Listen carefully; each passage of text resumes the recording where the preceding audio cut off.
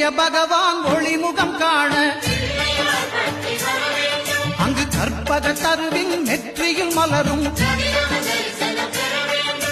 சூரிய பகவான் ஒளிமுகம் காண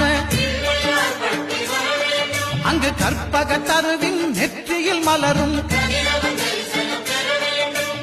இருளை விலக்கி உலகை எழுப்பும் ஞாயிறு அங்கே குடியிருப்பான் அவன் ஆனை முகத்தனின் அடியவர் மனத்தில் ஒளியாய் வந்தே கொலுவிருப்பான்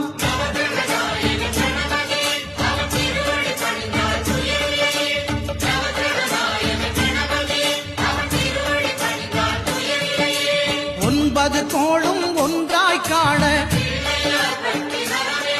அங்கு கற்பகம் என்னும் கடவுளின் மெய்யில்